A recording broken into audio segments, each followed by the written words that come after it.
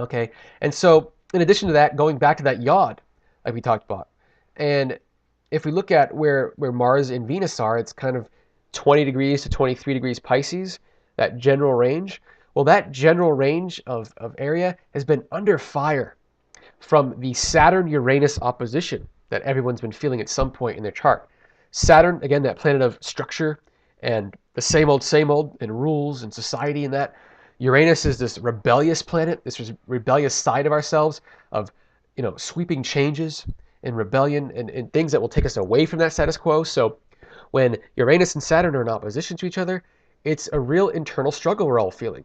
And on the wider scope, as we look at it, this is really what's going on in American politics right now, especially with the left and right wings really separating. And Saturn kind of representing super conservatism, and Uranus with this super liberalism. Okay, the last time we had this was in the mid to late 1960s, and there was a lot of tension and strife and things like that. And so we're in one of those periods again.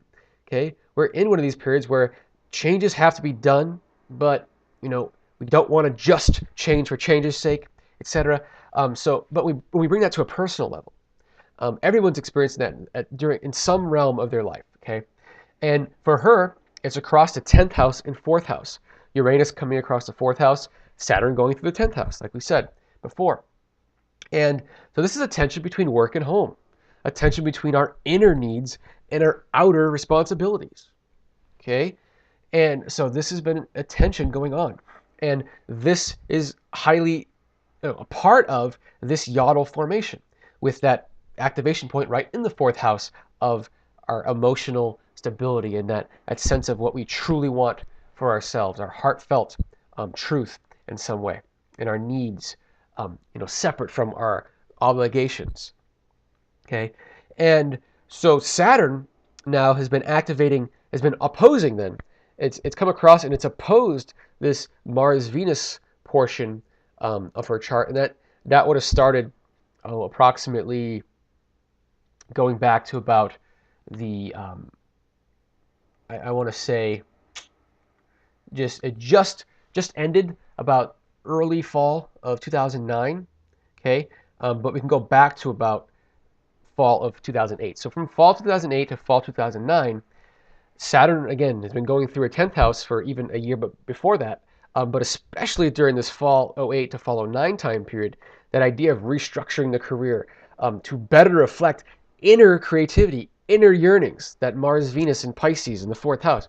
This has to be structured in some way. It might have been a very stressful time period. How do I make this real? How do I make my ideals fit for me?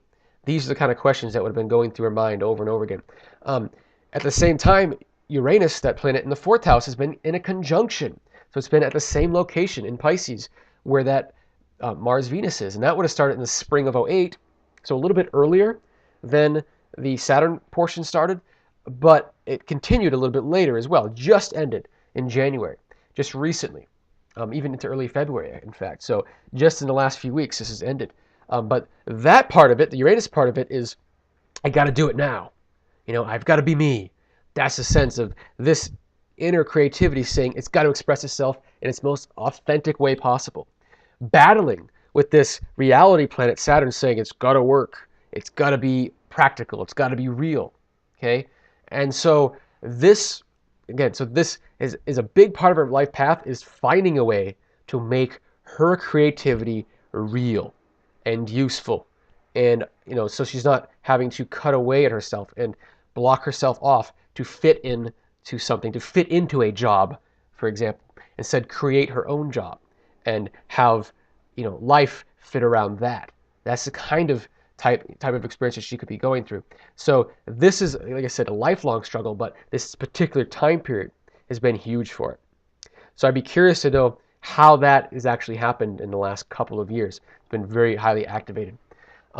Coming up in the near future, we'll talk about some things moving forward. One thing is, again, Mars moves forward in mid-March.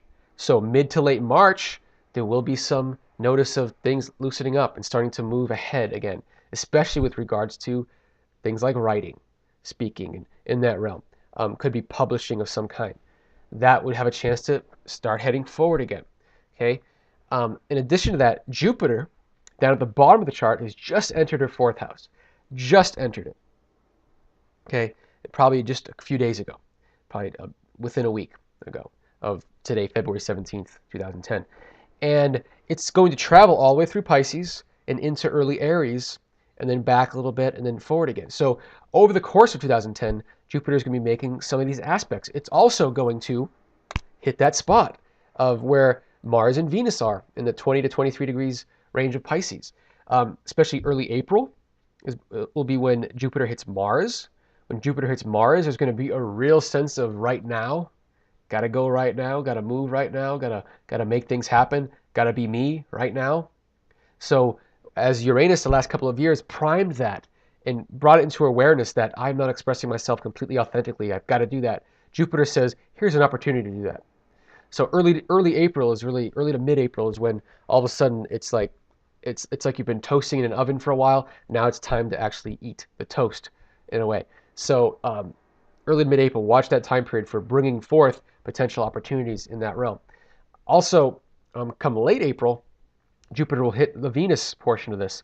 And this could have implications for new opportunities with regards to new services and also money opportunities, relationship, like expansions of relationship opportunities, things like that. But all in all, it's in the same kind of theme of her personal creativity. Okay, so again, March, Mars moves forward. April, Jupiter hits this Venus-Mars configuration. And then Jupiter keeps going, like we said, and it will come back and hit Venus again in the fall. And then it'll be done around December, January or so. Along the way, her moon in Gemini is also going to get hit by a square from Jupiter. So Jupiter in Pisces will be 90 degrees away from her moon in Gemini, starting about May or so. And that will go, again, right up until about December, January time frame. And this will also be a time of, it could be a time of changing residences as well, especially with Jupiter moving to the fourth house. There could be opportunities to improve where the person lives or improve relations with the family in some way. Those could be opportunities as well. But there could also be a sense of overindulging and getting a little too far ahead of ourselves. So there's a sense of maybe, allow those feelings to come through. They're genuine feelings, but understand that, it's not everything has to change to make things happen. But the point is, some opportunities seem like they are coming this spring, especially starting up, and then through the rest of 2010 with regards to opening up avenues for creativity and potentially even funds related to that. So with that wraps up this edition of On the Spot with Chris Taylor of My Astro Chris. And again, if you're interested, contact me and we can also set you up for an On the Spot. Thanks again for watching, and I hope you join us again soon the next time we have an On the Spot. Take care.